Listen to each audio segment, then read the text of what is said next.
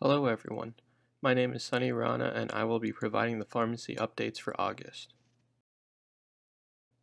In this presentation, I will discuss 2 new FDA approvals, 3 FDA label changes, new guidance put out by the American College of Cardiology, and information about the 2020 to 2021 influenza vaccine. First, we will discuss the new FDA approvals. Ziglyze, or abimodipir, is a topical antiparasitic agent indicated to treat head lice with a novel mechanism of action. Permethrin is typically the first-line agent used in the treatment of head lice. The other agents all have differing mechanisms of action, tend to be expensive, and are used when treatment failure with permethrin occurs. Ziglyze will compete with these alternative medications to treat head lice after treatment failure with permethrin. Olinvyk, or oliceridine, is an opioid agonist indicated to treat acute pain in whom alternative treatments are inadequate. It is administered intravenously and has not yet been scheduled by the DEA. Data from one of the randomized controlled trials shows that the 0.5 mg regimen of Olinvyk produced similar pain scores to patients who received morphine over a 48-hour period. Next, we will focus on recent FDA label changes. The FDA removed the boxed warning for leg and foot amputations for Invokana, or canagliflozin. They also removed severe renal impairment as a contraindication to taking canagliflozin.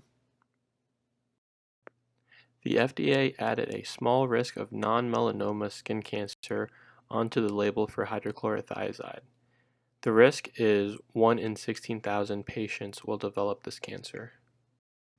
Next, the FDA extended the use of Mirena for pregnancy prevention for up to 6 years. Now we will talk about new guidance put out by the ACC. The ACC provided recommendations to initiate SGLT2 inhibitors and GLP-1 receptor agonists to reduce cardiovascular disease risk in patients with type 2 diabetes.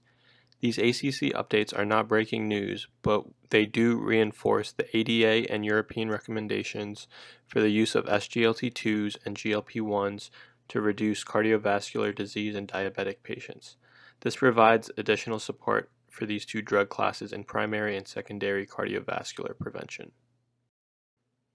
This chart showcases the SGLT2 inhibitors with cardiovascular benefit, their dosing, and any dose modifications due to renal adjustments. Lastly, we have information about the 2020 to 2021 influenza vaccine. Each influenza vaccine contains 2A and 2B strains of the influenza virus. There are many flu vaccines available this year. There are 5 egg-based and 4 recombinant vaccines available. Here at Cone Health, we have Fluad, Fluarix, and Flucelvax. Fluad is used in patients greater than or equal to 65 years of age.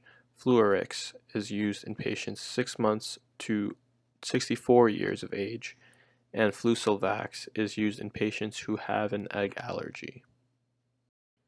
In summary, we discussed 2 new FDA approvals, 3 FDA label changes, new guidance put out by the American College of Cardiology, and information about the 2020 to 2021 influenza vaccine.